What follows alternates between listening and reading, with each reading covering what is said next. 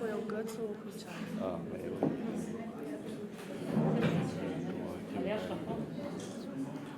Dober dan, lepo pozdravljeni na današnji prav posebni novinarski konferenci. V naši sredi pozdravljam brata Juna in njegovega sina Izaka. Dobrodošla v Sloveniji.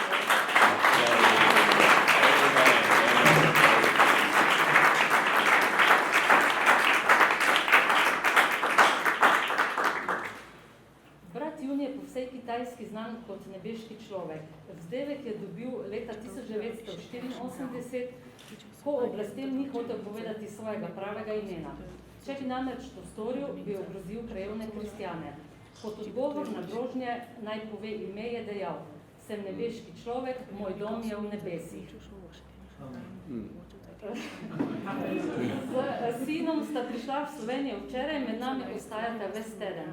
Povod za njun obisk je knjiga Nebeški človek, ki je pri založbi Družina izšla leta 2014. V njej brat Jun popisuje svojo pretresljivo življenjsko izkušnjo preganjenega kitajskega kristjana in strahotu tamkajšnjih zaporov. Brat Jun je eden izmed najbolj znanih voditeljev kitajskih hišnih cerkva, o teh bo malo več povedal v nadaljevanju, v kateri je vključenih več kot 45 milijonov kristjanov. Svetovno znani pridigar se rodil v revni kmečki družini. Njegova mati je v mladosti spoznala krščanski nauk, postala je kristjanka in obiskovala cerkev, toda leta 1949 je Kitajska, kot vemo, postala komunistična država. Izgnali so vse zahodne misionarje, cerkve pa zaprli. Junov oče je leta 1974 zbolel za pljučnim rakom in njegovo življenje je viselo na nitki.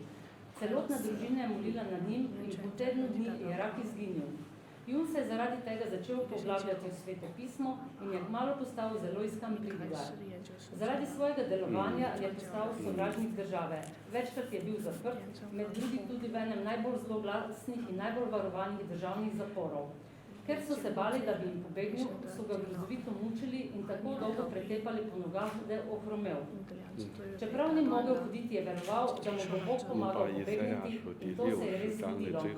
Zdaj vse to, kako se je dogajalo, tisti, ki še niste prebrali knjige, boste lahko prebrali v knjigi, drugače bo tudi brat Jun o tem malo več povedal.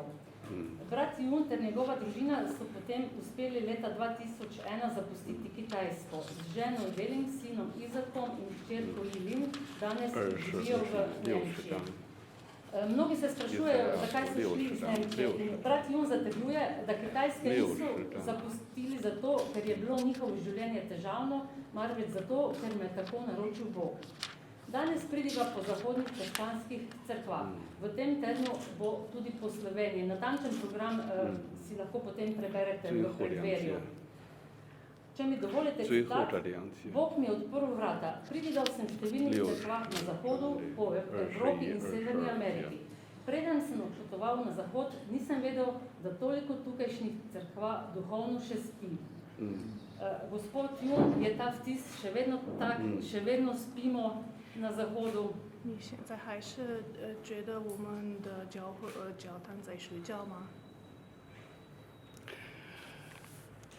我感谢神给我这个机会，也是陪这个国家我们卡特利市里神主教邀请来到这里。我来到这里的时候，我感受到这个教堂已经醒来了。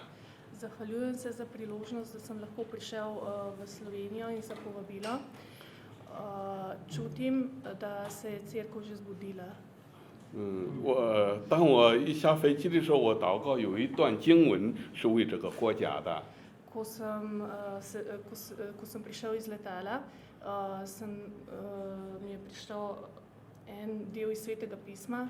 这段经文是以赛亚书里第60章里是最后的2节，也就是20、21节。我希望我的姊妹能够给它读出来。 To je sta verza 21 in 22 iz Izaija 60. Tvoje ljudstvo bodo sami pravičniki, za vselej bodo imeli v lasti deželo, bodo mladika, ki sem jo zasadil, delo mojih rok za moje poveličanje. Iz najmanjšega jih bo 1000, iz najšibkejšega mogočen narod. Jaz, Gospod, pospešim to ob svojem času. 哈利路亚，哈利路亚。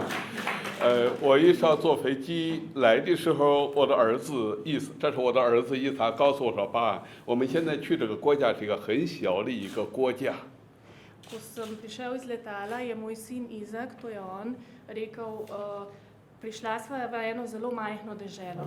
当我一下飞机的时候，神父再来接我的时候说：“哎呀，我们的国家不但是小，我们的国家现在也目前面临着种种的压力，很弱的，很需要一个方向。” Naša dežela, duhovnik, ki je prišel po me, je rekel, da dežela ni samo majhna, ampak tudi zelo potrebuje smernico. 我的祷告是愿上帝的国降临在这个国家， Molil sem, da bi se Sveti Duh spustil na to deželo 永远得地为业。 in bil vedno z vami. 我的祷告是这个知晓的民族要增加1000倍。 Molil sem, da bi se država 1000krat povečala. 我的祷告是这个微弱的国要成为强盛。 Molil sem, da bi ta šibka dežela postala močen duh. 阿门。我们一同有一个祷告，好吧？ Gremo skupaj molimo. 天父，愿你的国降临在这个国家。 Gospod, pridi v to deželo. 愿你的旨意行在这个国家，如同行在天上。 Naj pride ta dežela v Božje kraljestvo. 使这个国家不但是能够认识耶稣，要更深地来经历主耶稣复活的大能。 Naj dežela ne samo spozna Jezusa, ampak tudi moč tega, da je on umrl za nas. 因主耶稣基督的生命。 Naj spozna Jezusovo življenje. 阿门。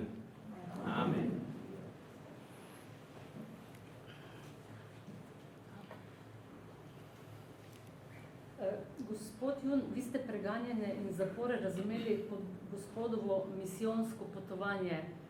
Lahko to pokomentirate? 收到逼迫的时候，你就觉得这是一个传道的旅程。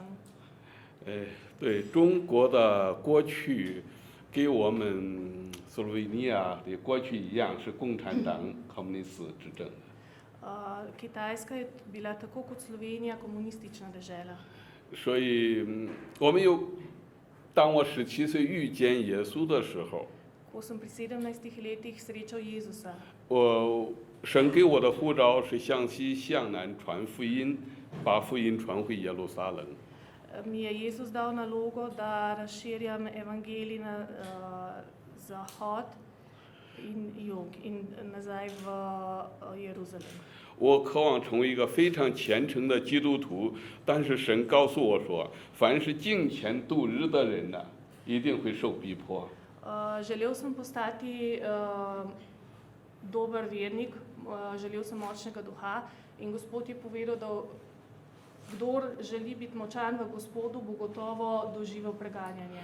我渴望更深地认识耶稣的时候，神就透过他的话语告诉我说，若有人跟从我，一定会要背起自己的十字架，必须要背起自己的十字架，你愿意吗？ Gospod mi je rekel, kdor mi sledi, mora zagotovo nositi svoj križ. Ali si pripravljen? 当时我就回应主的呼召说，我已经决定要跟随耶稣，永不回头。 Gospodu sem odgovoril, odločil sem se že, odločil sem se slediti Jezusu in nikoli se ne bom obrnil nazaj. 后来就因着耶稣基督福音的缘故， Kasneje sem po Jezusovem evangeliju 和我们斯洛文尼亚的过去这些主教神父们呢一样，就被关进到不同的监牢里。 podobno kot duhovniki v Sloveniji bil zaprt v zaporu. 我想我们最了解共产党的历史， Mislim, da najbolj razumemo zgodovino komunizma. 所以我关到监牢的时候就和天主教的主教、神父我们关在一起。 Tudi krščanski duhovniki so bili zaprti v zaporu in ko smo v zaporu, smo skupaj z Jezusom. 当时我们受逼迫的时候，不但是光基督徒受逼迫，天主教，忠于圣经、忠于神的话语，或者听从教皇的，也一样是受逼迫。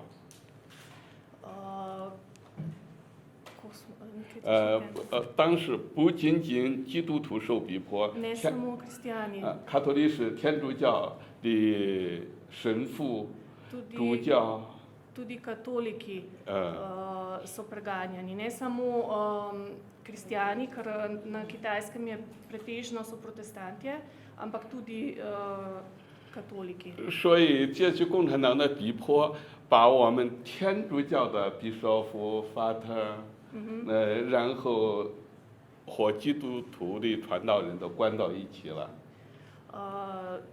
V zaporu so nas duhovnike in druge ljudi skupaj zaprli.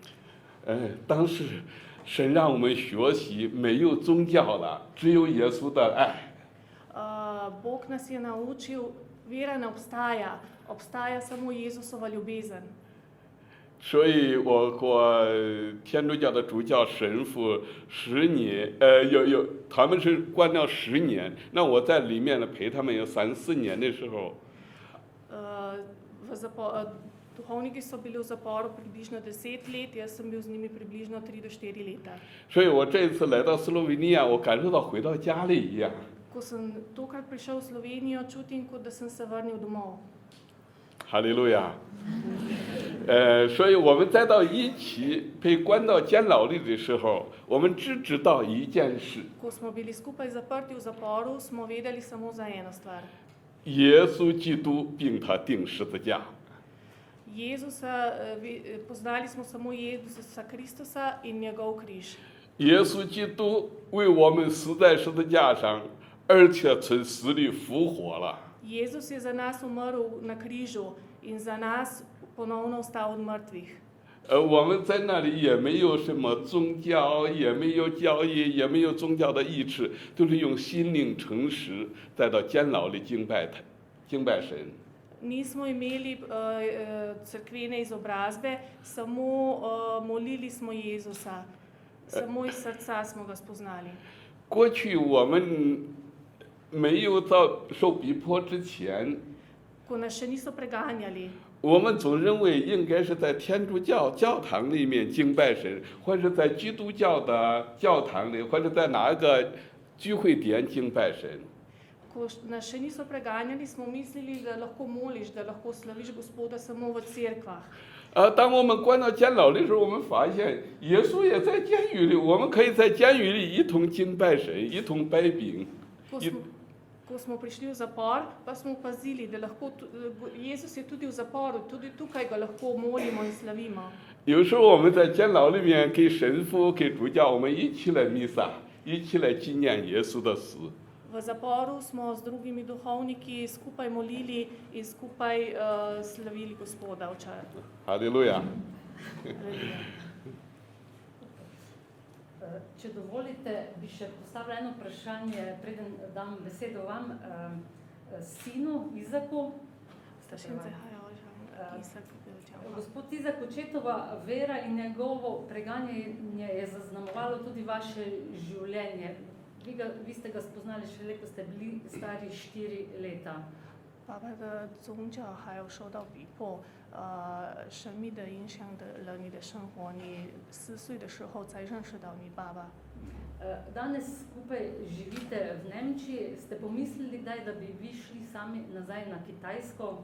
Pa kakšno je tam življenje kristjanov danes? 你们今天一起住在德国，你们有没有想过回中国？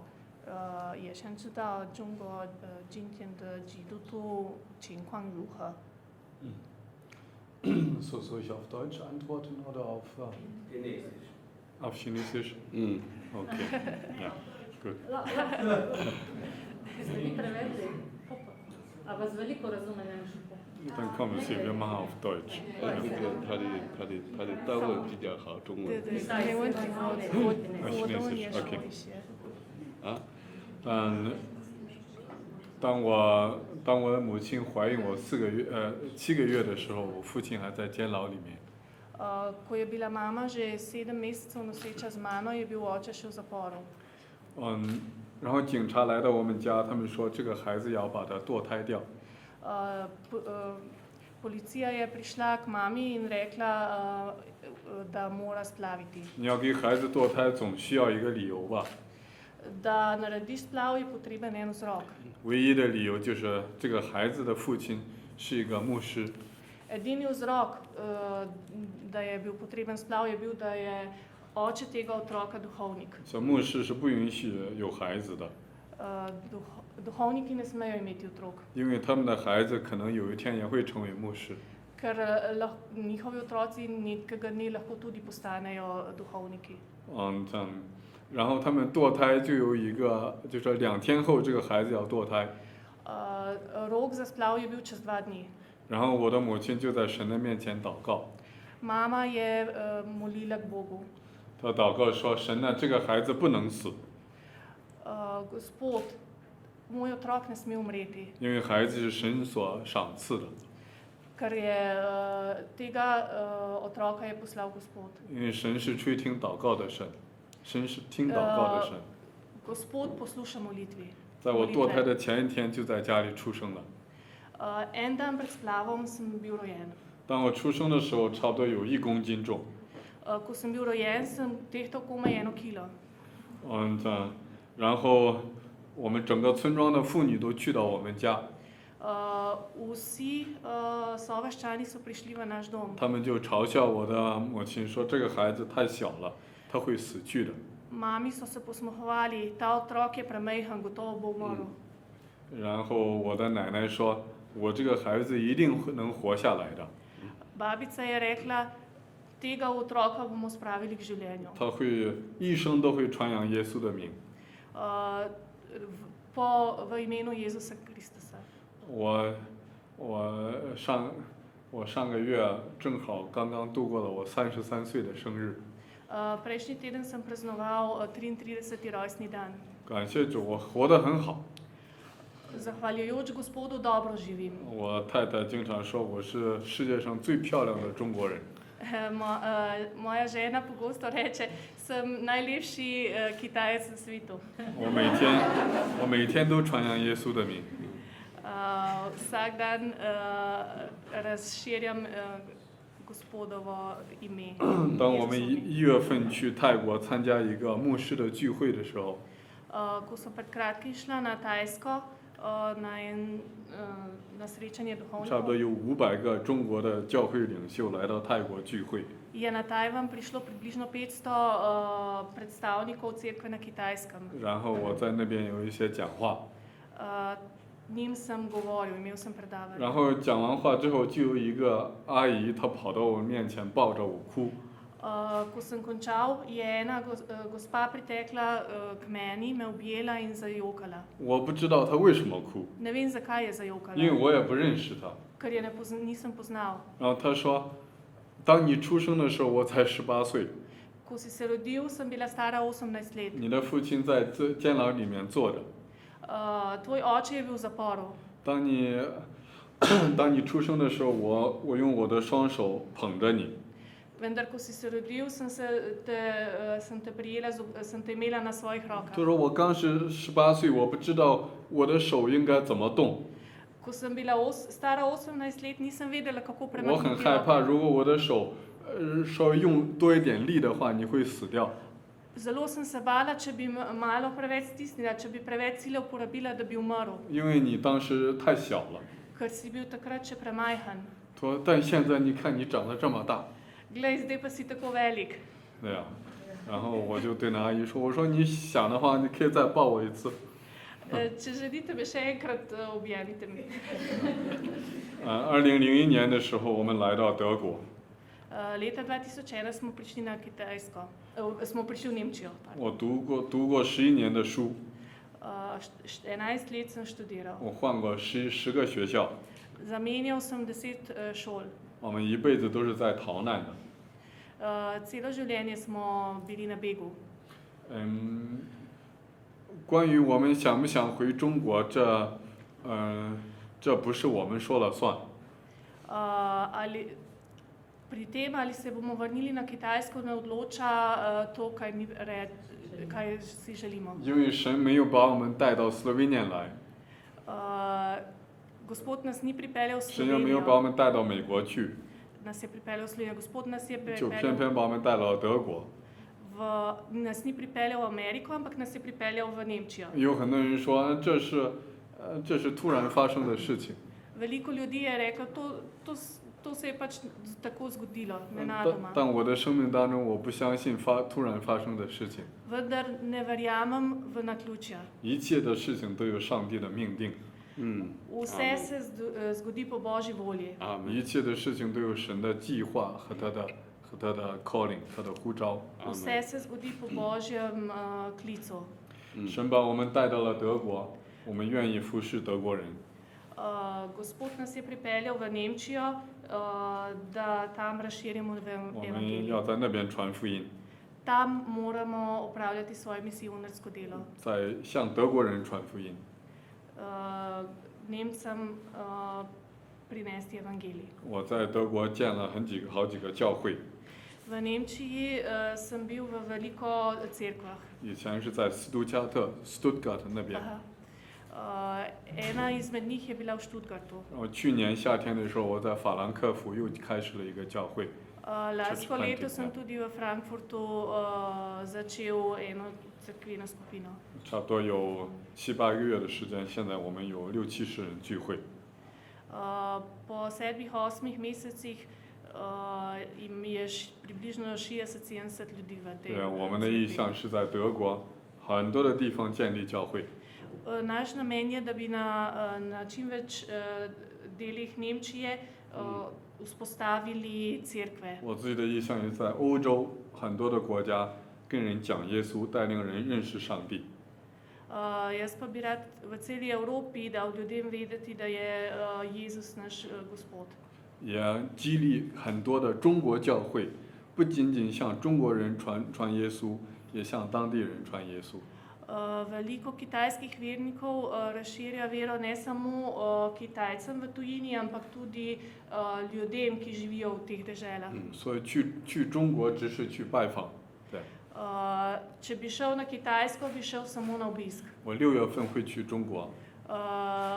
Junija se vračam na Kitajsko. 我们在中国有一个养老院， Na Kitajskem imamo en dom za ostarele, 这差不多有40个牧师们在那里。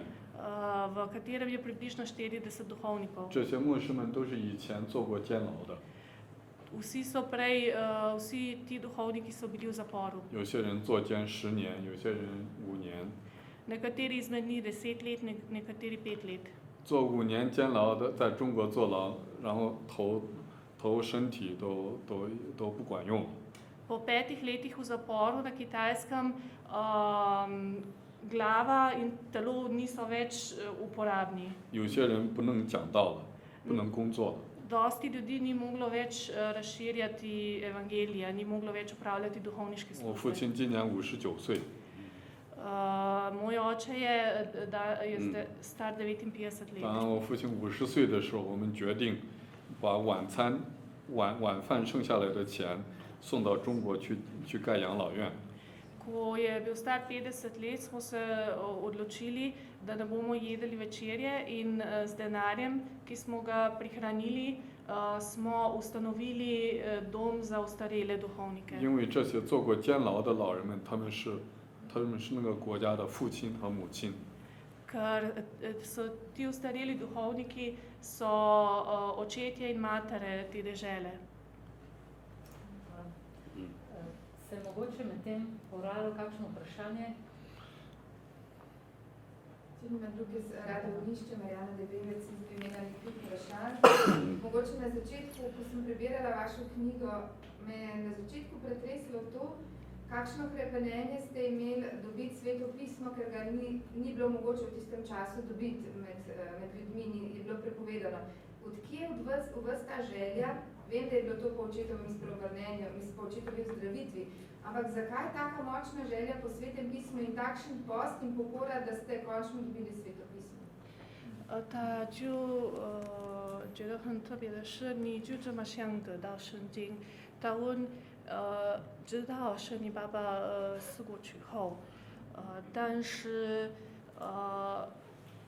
为什么从哪里有这个像那样进士祷告，终于得到了这个圣经？我想我们的国家的过去跟中国的过去一样，共产党的时候，共产党不怕恶人，不怕有钱的人，就怕有真正信仰的人。Naša zgodovina in vaša zgodovina in zgodovina Kitajske sta ista. Država se ne boji, se ni bala revnih, ni se bala bogatih, bala se je samo ljudi z vero. 所以共产党来的时候，他就做出一个决定，要把宣教士赶走，把中国的门关起来，教堂拆毁。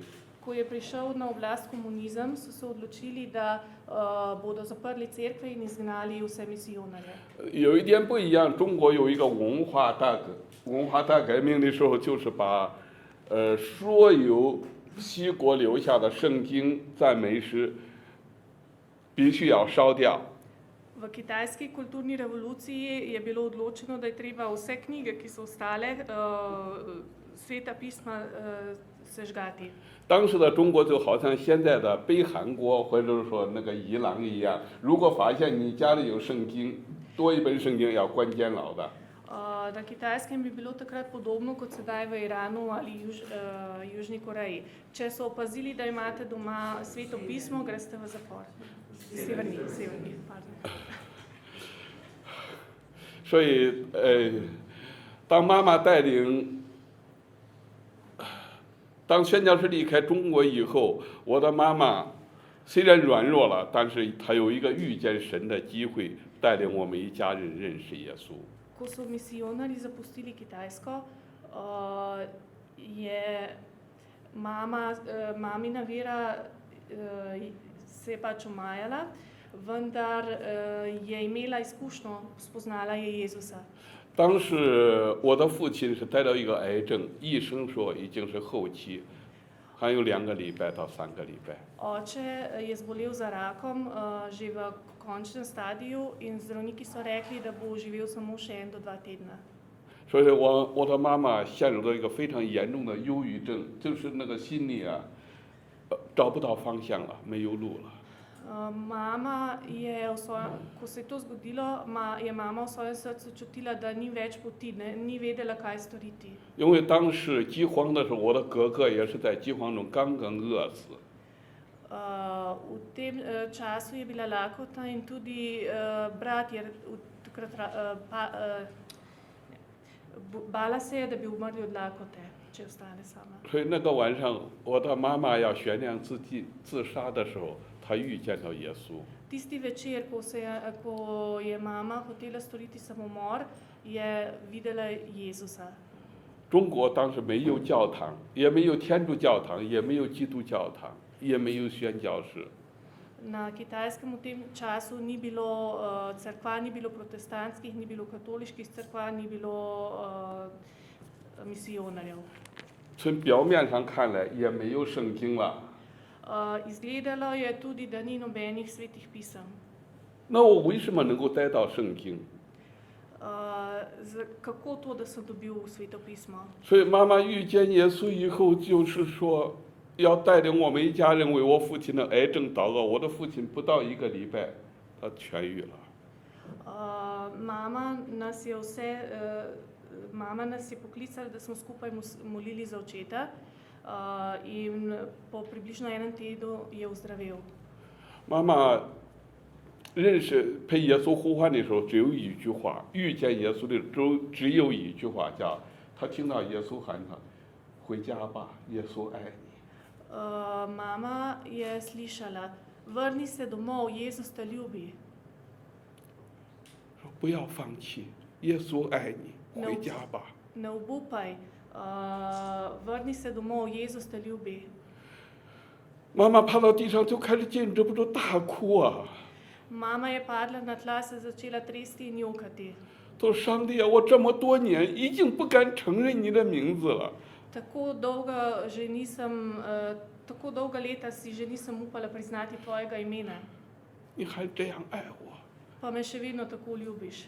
所以今天我们坐在这里的，不是我们爱神，是神爱我们，相爱了我们。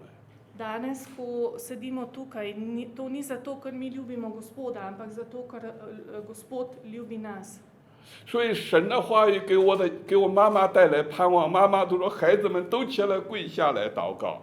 Božja beseda je materi prinesla upanje, prosila nas je vse, da pokleknemo in molimo.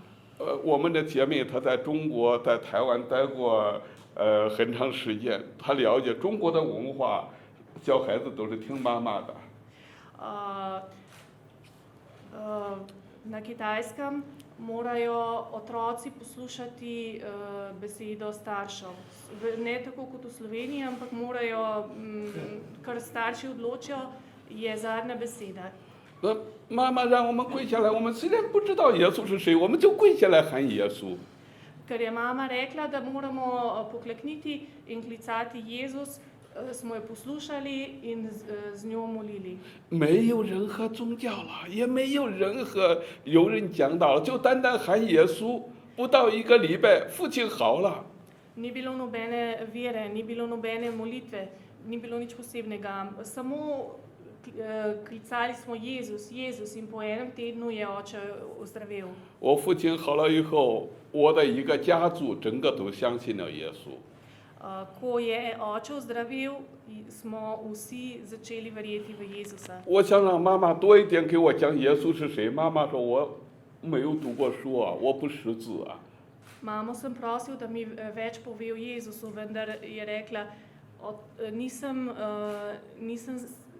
ne poznam pismenk, nisem pismena, ne vem nič več. 妈妈带我去找一个好像这个发台一样，一个老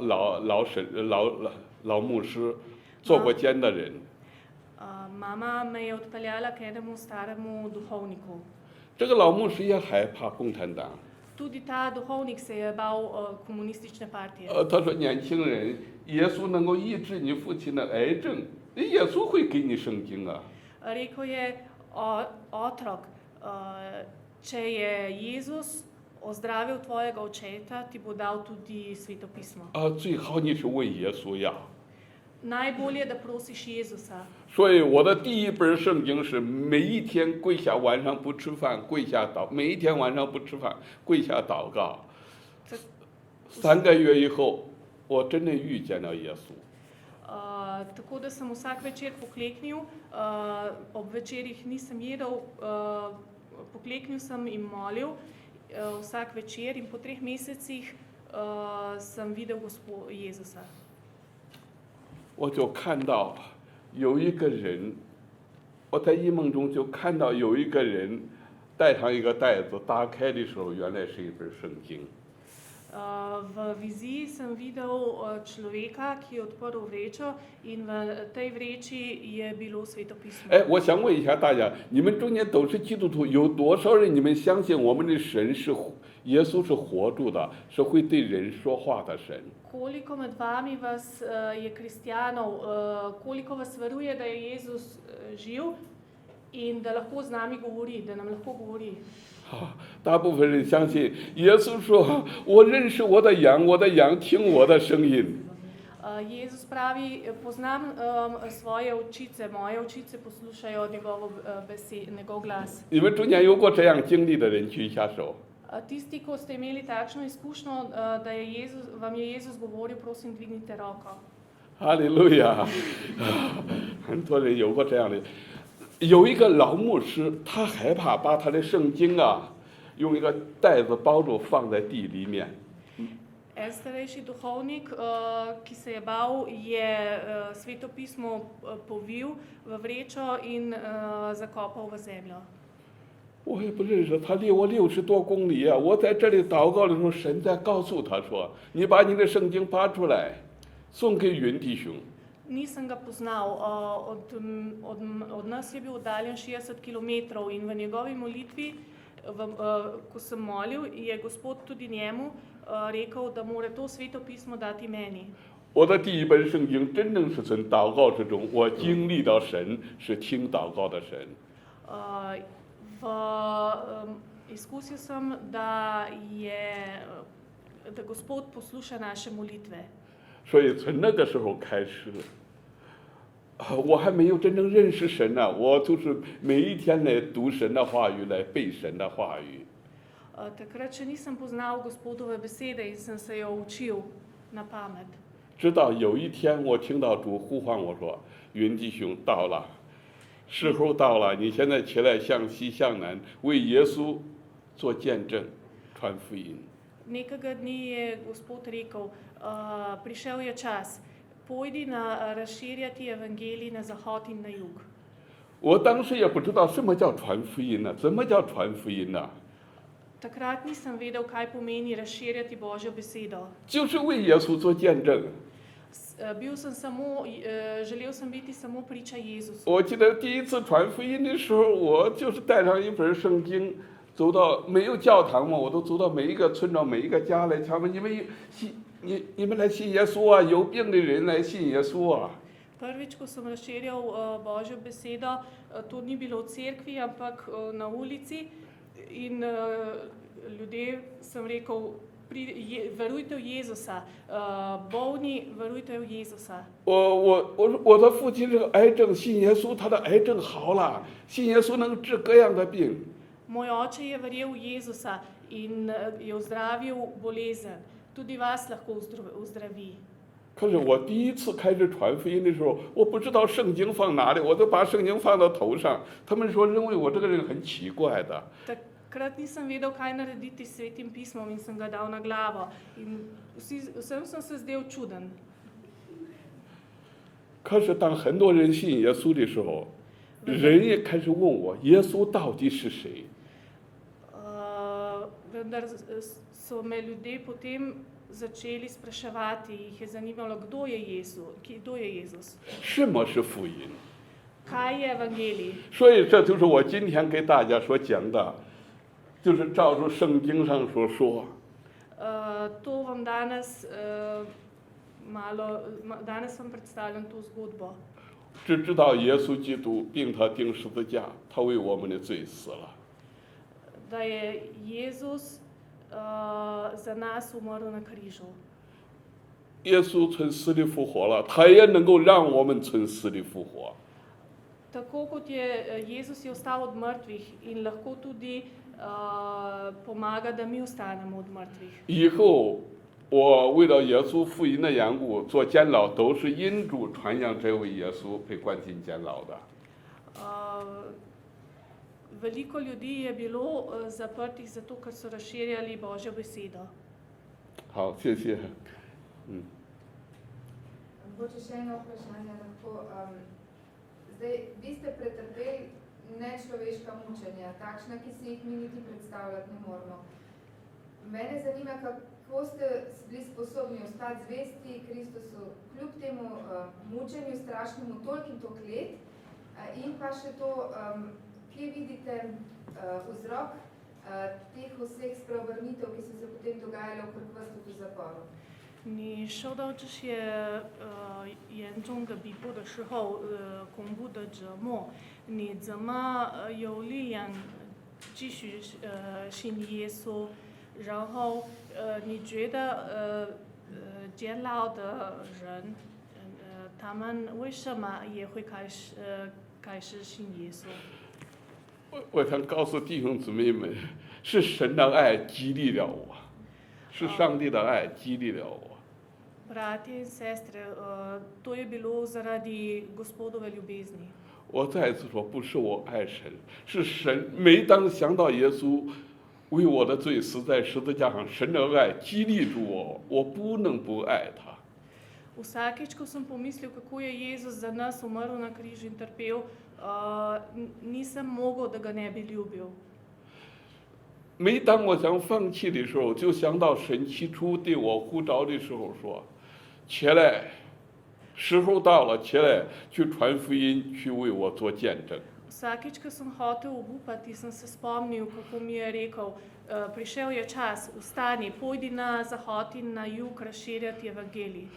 也有不少的人在问我说：“云弟，你常常来讲耶稣的爱激励，是啊，那到底是个什么意思？我们真的不知道。” Okay, 这是有人呢在问我说嗯：“云弟兄啊，嗯你常常说耶稣的爱激励你，那是什么意思啊？” Brat Jun, velikokrat me ljudje vprašajo, brat Jun, pogosto rečeš, da ti je Jezus dal moč. Kaj to pomeni?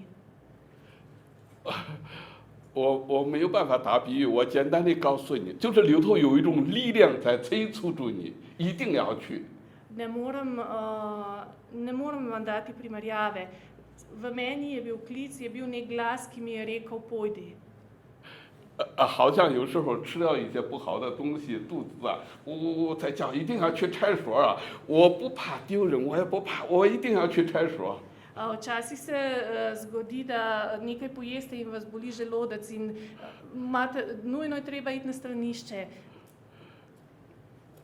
听得明白吗？ Ali to razumete?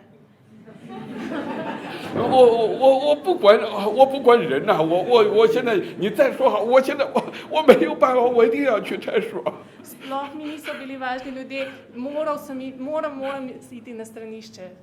好像那个肚子里面怀孕了，那个孩子要出生的，我不想，我今天不要出生，没有办法，他急，他这是一定的小孩子，这不是我决定的。 Ali kot kadar pride do rojstva in hoče otrok ven, ni druge, treba je poslušati, moraš iti. 哈利路亚。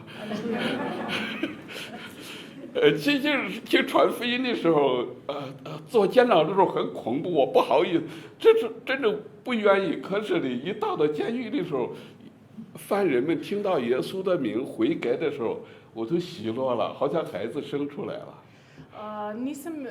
Nisem si želel iti v zapor, vendar ko sem bil tam in ko so se spreobrnili sojetniki, je bilo kot da bi rodil. 哈利路亚。 Se rodil otrok. 好了，还有。 Dan je sicer družina in življenje. Jaz bi vprašal tole.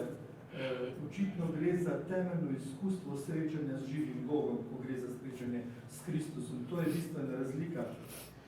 你碰到耶稣，好像是碰到生活的神。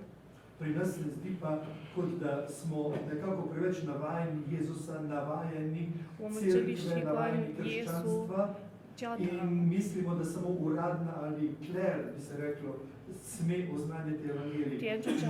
Nas ne tišči, da bi vsi mi oznanjali evangelij, zato se mi zdi, da se stvari ne premaknejo. Kaj on pravi? 我们在这里好像觉得，只有教会，只有牧师，他们会传福音，我们自己不可以，所以没有任何改变，没有像你那个激励。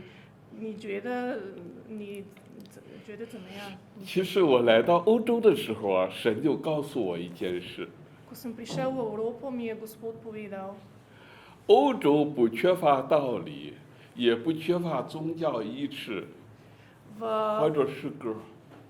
v Evropi ne primanjkuje razuma, ne primanjkuje vere. 整个欧洲缺乏的是遇见神那种能力，与神相遇。 V Evropi primanjkuje tega, da bi videli Gospoda, da bi videli Boga. 我心里深深地感受到，我们中间，如果你问，在这个国家随便抓到一个人问你相信耶稣没有，他一定说，对我是卡托利士，或是说我从小都已经受洗了。 Če bi v Sloveniji prijeli enega človeka in ga vprašali, ali poznaš Jezusa, bi rekel, ja, že od malega sem katolik.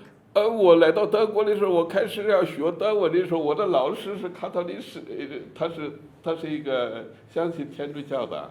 V V Nemčiji je bil moj učitelj katoliški duhovnik.我就在问他，我说那你是不是每个礼拜都到教会里面呢？有祷告啊，有拜饼啊，有弥撒呀？ Ali greste potem vsak teden, ali imate vsak teden mašo, ali greste vsak teden k maši? Sem 他说我不需要的。 rekel je ne, ne rabim tega. 他说我从小已经受过洗。他说我开始工作的时候我就开始有10多月我都开始报税了，我要牧师帮我祷告的。可以再说。他这个我的老师说我不需要到教堂里面去弥撒呀，去聚会呀。 Rekel, moj duhovnik je rekel, ne rabim iti v cerkev, ne rabim iti k maši. 因为我开始工作的时候我就已经开始报税了。 Ker ko sem začel delati, sem že začel plačevati davke.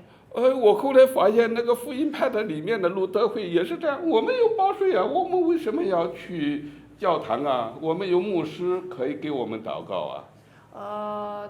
Zakaj nisem vedel, zakaj treba iti v cerkev in zakaj bi morali duhovniki moliti za nas. 我来到这里，我想告诉各位，我们每个人都需要个人遇见神啊。 Vsak izmed nas rabi srečati Gospoda. 我们的神他是渴望不但是给神父、给主教建立关系，他渴望跟每一个他的孩子们建立一种关系。 Gospod bi rad z vsakim izmed nas ustvaril odnos. 阿门。我知道耶稣的门徒们呐，耶稣的门徒们都听到过耶稣很多的道理。 Jezusovi apostoli in učenci so slišali veliko Jezusovih besed. 例如说，耶稣从死里复活了。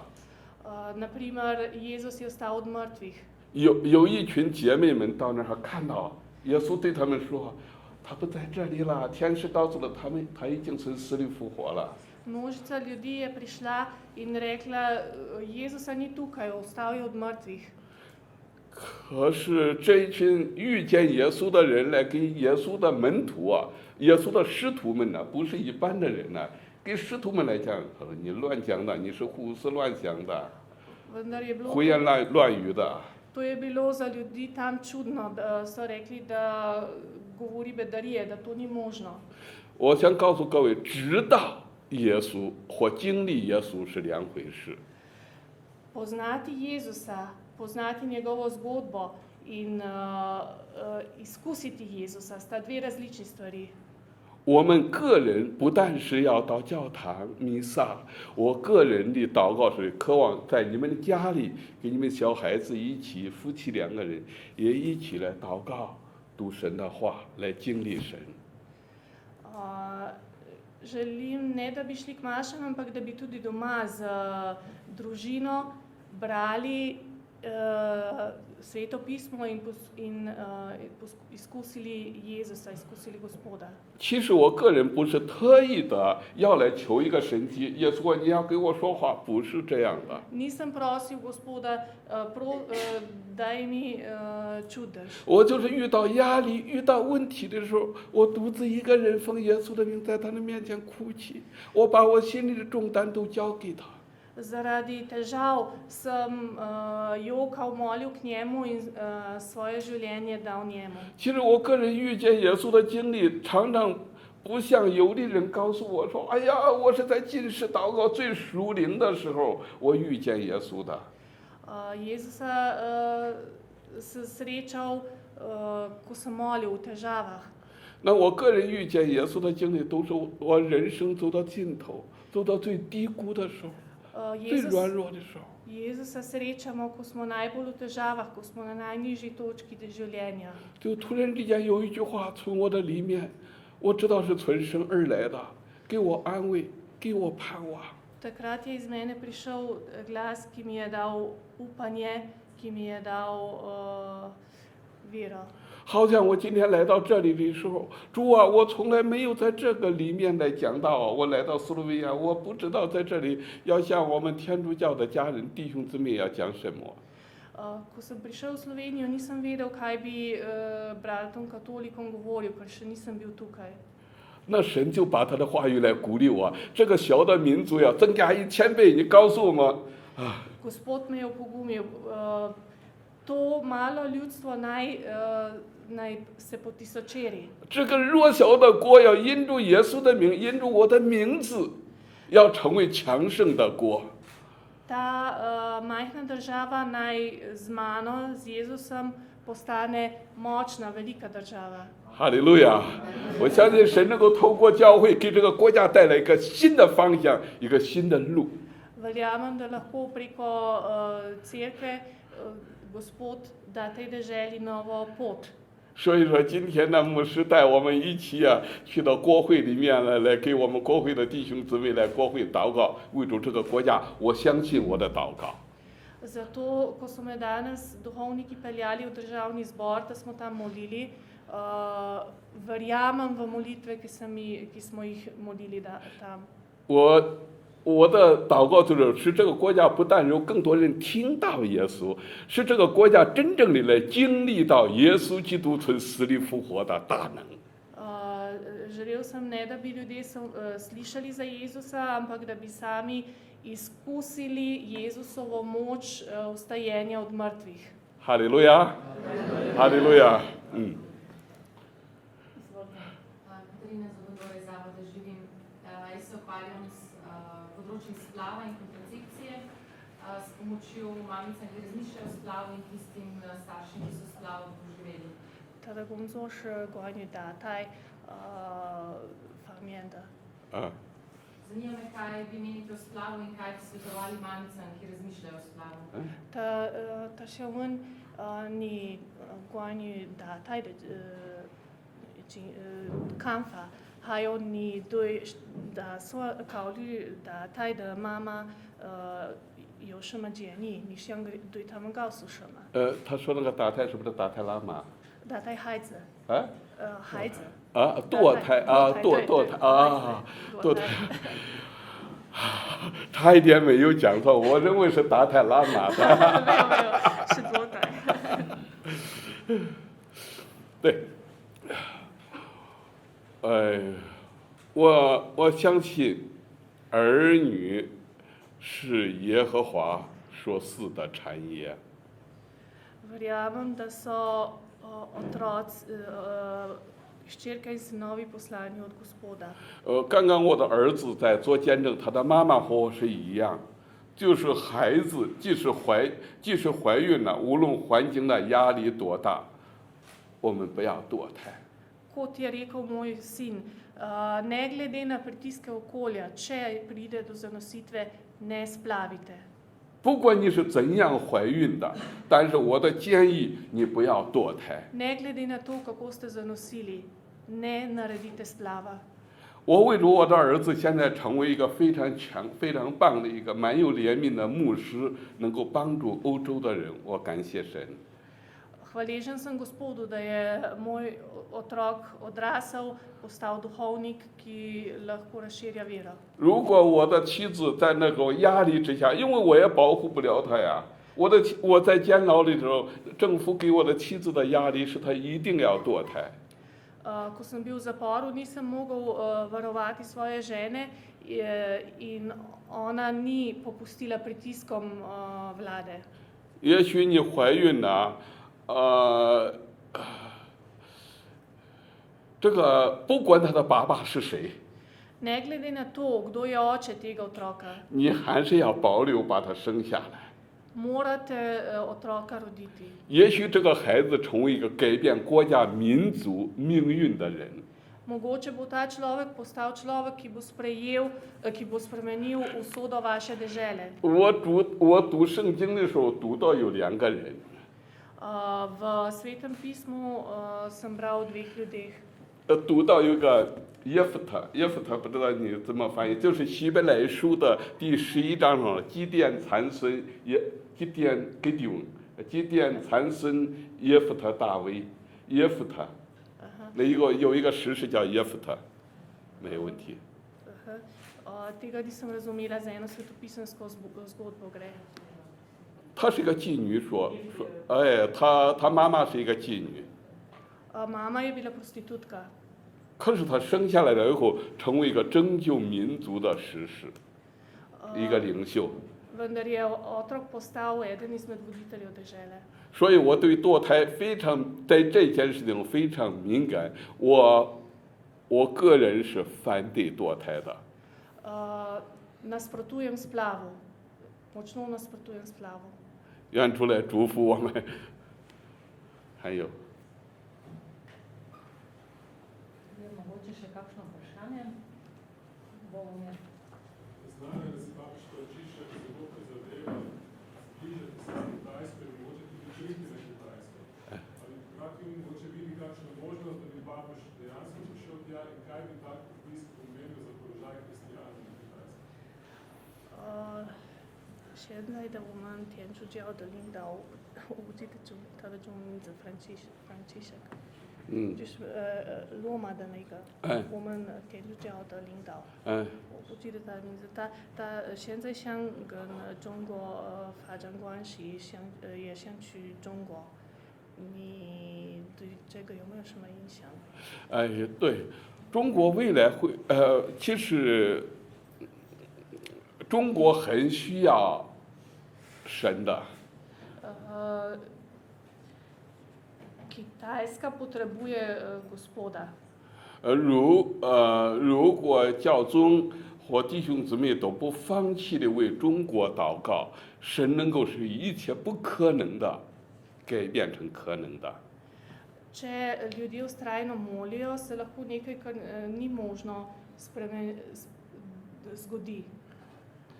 也许借取弟兄姊妹的祷告，我们国家的政府也许有一天也会完全的改变对这个信仰方面。 Mogoče, če še naprej molimo, se bo mogoče tudi odnos vlade do vere na Kitajskem spremenil. 当然呢，当然我还是鼓励我们的教宗啊，不要放弃神在圣经中这个原则，Ne smemo opustiti svetega pisma. 哈利路亚。 Tukaj le nisem znala prevedeti papež, bom pogledala, pa bomo malo kasneje odgovorili. Samo, pardon. 我现在我就是没翻译对。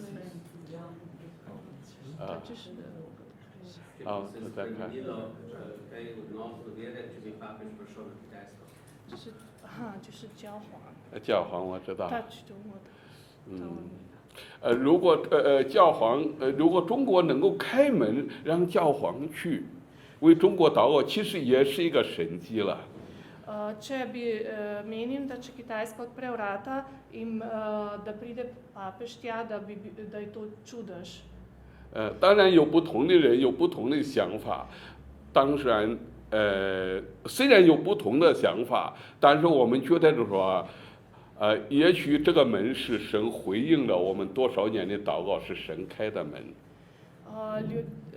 Različni ljudje različno mislijo, vendar če se bodo vrata odprla, se bodo ta vrata odprla po Gospodu. Amen.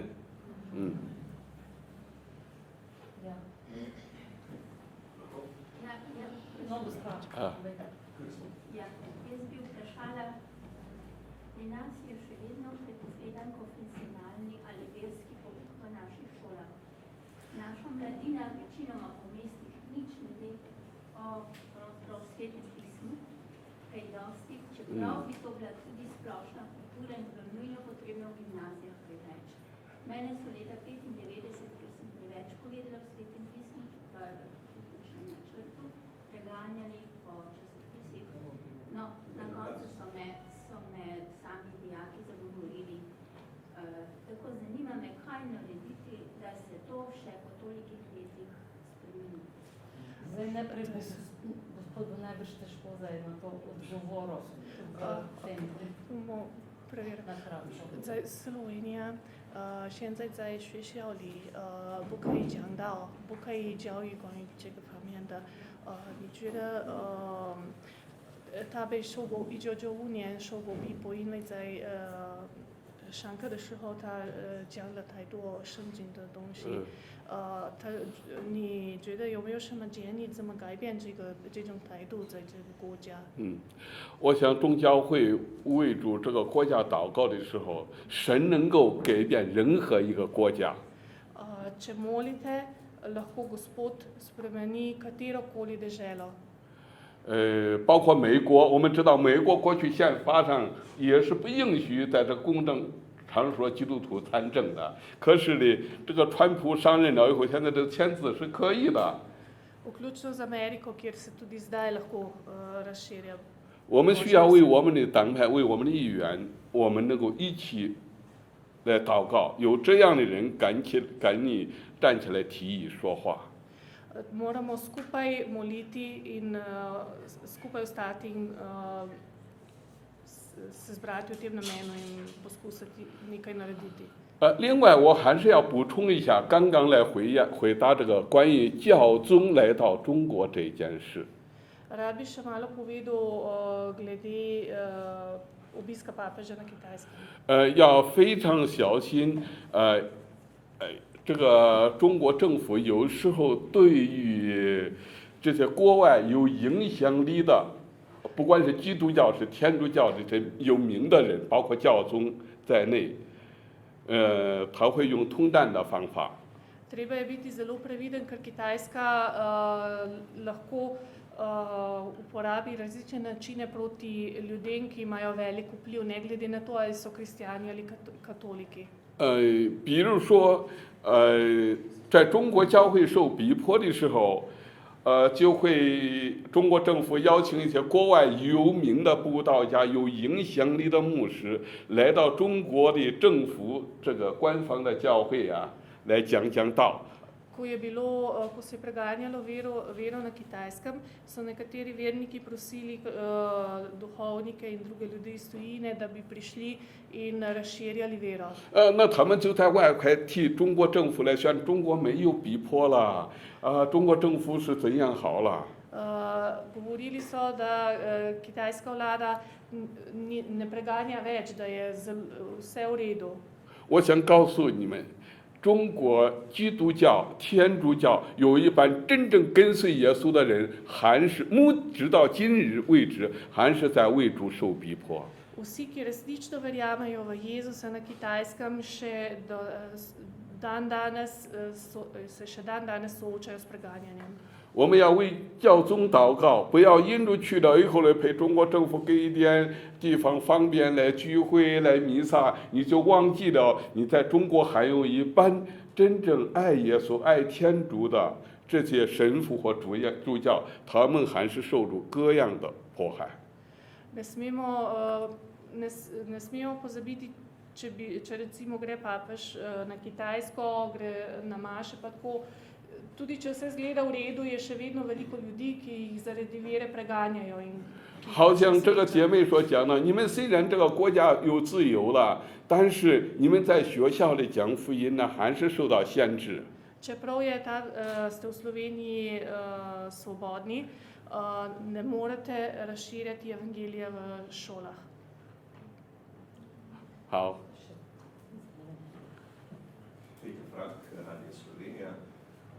Operativno vaša zgodba je zelo navdihujoča, marsikaj ste doživeli, marsikaj ste pretrpeli, se pa včasih zdi, da je v vaši zgodbi skoraj da več čudežev kot v Svetem pismu. 今天你今天有过很多事，但是好像你的生命当中，比圣经里面的奇迹还要多。 没有啊，我只是现在告诉你们我刚强勇敢的一面呢。如果想知道我详细的事情，去问我太太，或者我单独来告诉你，我有很多软弱，有很多失败没有告诉你们。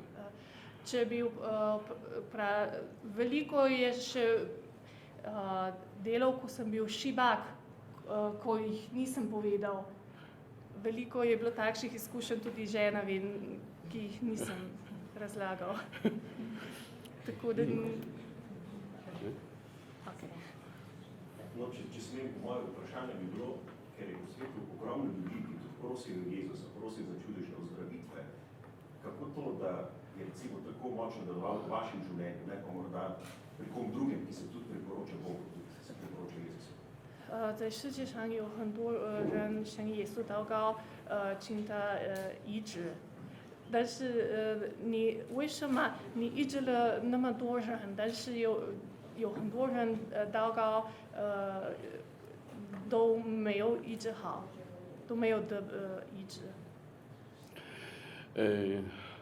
我相信耶稣在十字架上，他受的鞭伤带给我们医治，受的刑罚带给我们平安。 Verjamem, da nam je Jezus s svojo smrtjo na križu prinesel mir. 但我也相信，不是每一个人都是一样的信心。 Vendar nima vsak človek istega zaupanja. 有时候我在来到西国的时候，我在问我说，在中国那么多的神迹奇事，病人得到医治，在非洲那么多，为什么欧洲好像见到的太少了？ Na Kitajskem, v Afriki je toliko ljudi, ko ozdravi. Zakaj jih ni, ki molijo, zaupajo Gospoda, toliko čudežev je, toliko čudežnih ozdravitev, zakaj tega v Evropi ni? 我想，是不是我们的医疗保险太好了？我们不想麻烦主耶稣啊！我们什么事情？哎呀，我们交过保险了，去看一看去。 Morda imamo predobro zdravstveno zavarovanje in ne zaupamo Gospodu. 我来补充一句。为人祷告，人得不得医治，这和我们无关。 Ali bodo ljudje ob molitvi ozdravljeni ali ne, ni odvisno od nas. 我们读圣经的每一个来到耶稣面前的人，耶稣都医治了他们。 Vsakega človeka, ki je prišel pred Jezusa, je Jezus ozdravil. 我们的祷告不能医治人。 Naša molitev ne more dati ozdravitve. 我们的方法不能医治人。 Naš način ne more ozdraviti ljudi. 唯一能够医治人是耶稣。 Ljudi lahko ozdravi samo Jezus. 阿门。所以一个人得医治，跟你的祷告完全无关。 Ali bo nekdo ozdravljen, nima povezave z vašo molitvijo. 所以为人祷告的时候，自己不要有压力。 Kadar molite za druge, ne delajte tega pod pritiskom. 就如果人不得医治的时候，你不高兴。 Če ljudje ne ozdravijo, ne smete biti razočarani. 如果别人得医治的话，将荣耀给上帝。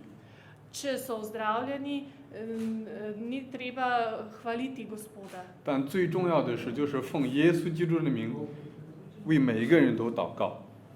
Najbolj važno je, da molimo v Jezusovem imenu. 要有勇敢，要刚强的心。 Treba je imeti pogum in močno verovati. 因为我们愿意人得医治，神愿意更多的他的孩子得医治。阿门。Če smo pripravljeni, da nekdo ozdravi, je Gospod pripravljen še bolj od nas, da dati ozdravitev. Še eno vprašanje, pa bomo pa ta uradni del zaključili. Povejte. To je Krist domovine. Mene pa zanima, kako v praksi izgleda življenje kristjanov na Kitajskem, sploh glede na to, da sobivajo zelo različne ločnice, pa je to uradna cerkev priznana. 现在在中国的基督徒的生活怎么样？有那个三自教会。 就是有很多不同的人，他们现在的生活是怎么样？其实一个跟随耶稣的人呢，不管国家怎样改变，环境怎样改变，但跟随耶稣的人还是都是会受逼迫的。 Ne glede na to, kako se spremeni okolje, kako se spremeni dežela, če slediš Jezusu, boš vedno doživel preganjanje.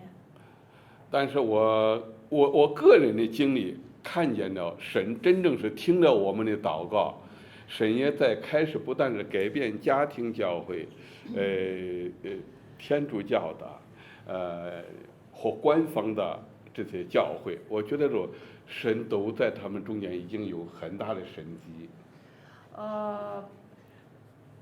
Gospodova prisotnost v vseh teh cerkvah na Kitajskem je zelo močna, ne glede na vse. 虽然他们走家庭教会里跟随主这条道路难一点，但是他们更多的来经历了神。 Ljudje, ki so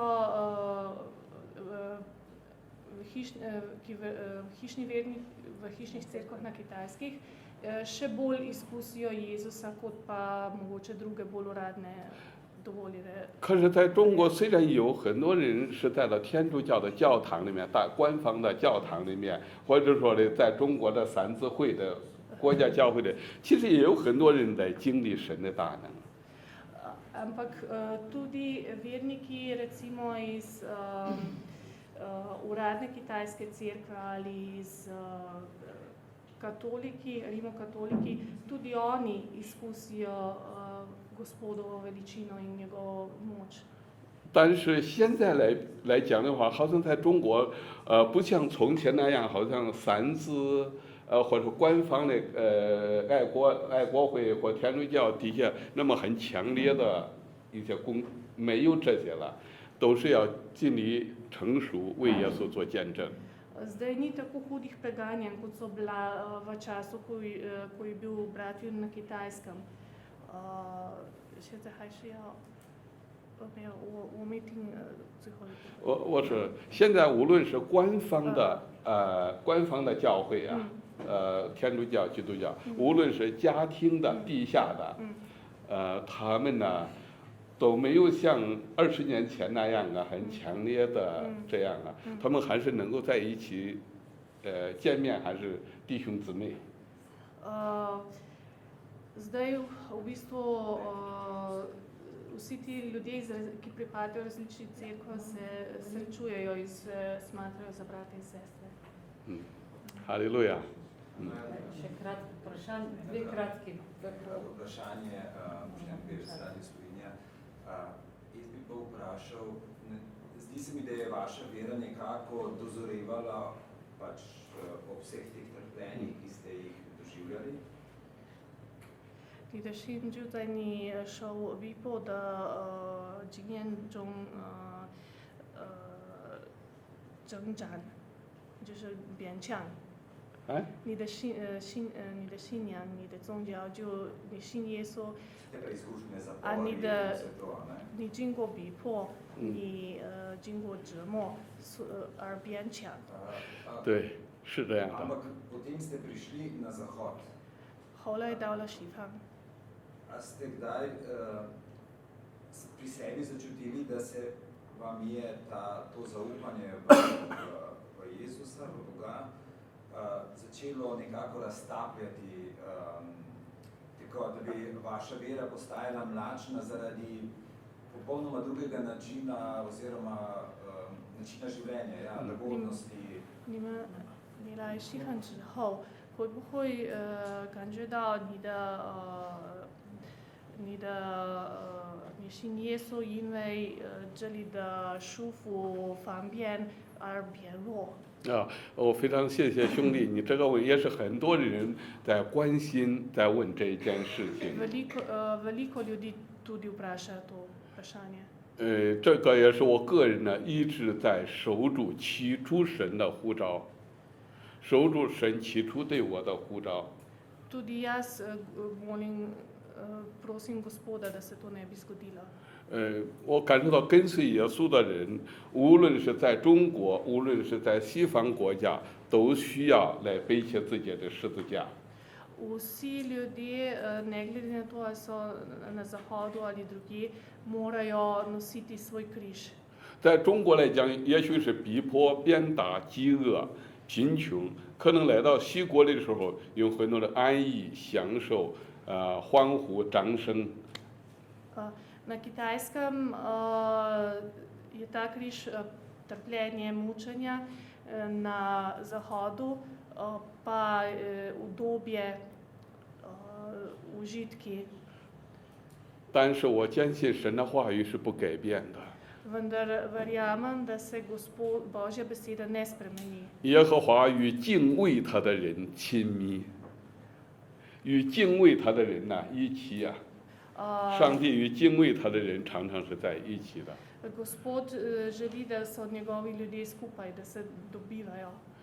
跟随耶稣不能够每一天活在像当年我过去做了什么，神是每一天在做新事，我们每一天都会来经历新的。 Vsak dan lahko izkusimo nove stvari, moramo slediti Gospodu. 所以啊，我不希望能够被我的过去所掌控。我相信耶稣是我的未来，我要紧紧地跟随耶稣。 Verjamem, da moja preteklost ne sme ovirati moje bodočnosti in verjamem v Jezusa in mu sledim. Amen. Ampak res samo, ker Samo še moramo par besed o končati. gibanju nazaj v Jeruzalem, samo še par besed. Pojdu v Jerusalem. Ja. To imamo lahko 2 dni tiskovno, ker je veliko izhodišč. Samo povedati, da vaše osrednje delo sedaj je gibanje nazaj v Jeruzalem, okrog tega je vaše središče. Če mogoče Izak pove. 他像你现在就是那个回归耶路撒冷的动作，就是这个是你们的特点。 Okay. So, 80年前，在中国的教会，他们领受了从神来的意象。 Pred 80 leti so na Kitajskem Vision, they received it, yeah. vizijo od Gospoda.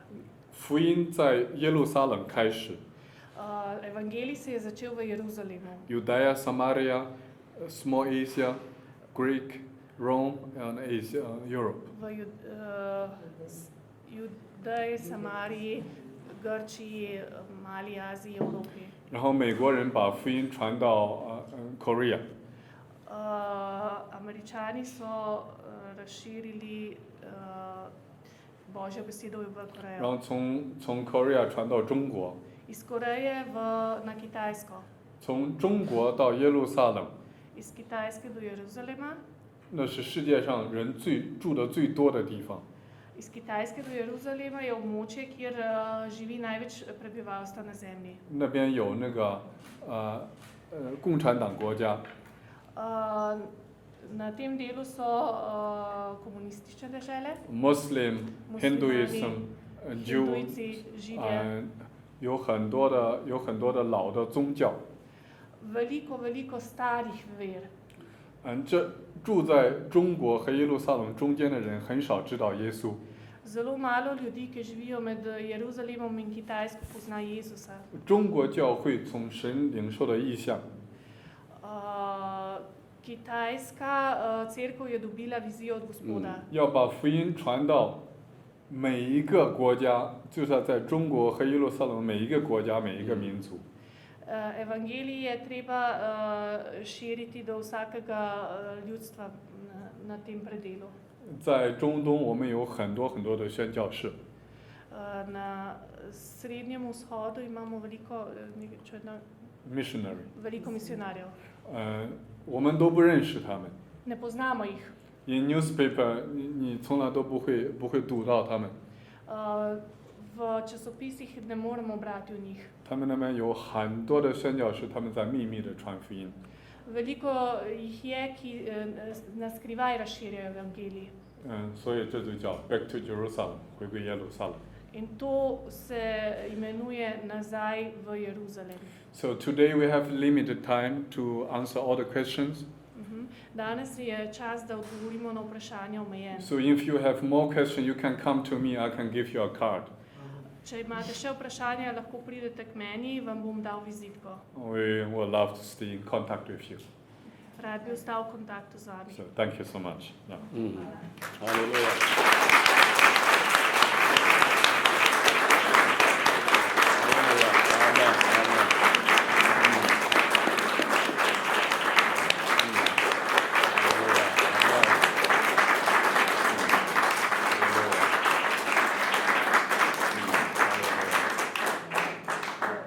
verjamem, da je še veliko vprašanj, tudi sama imam še kar nekaj.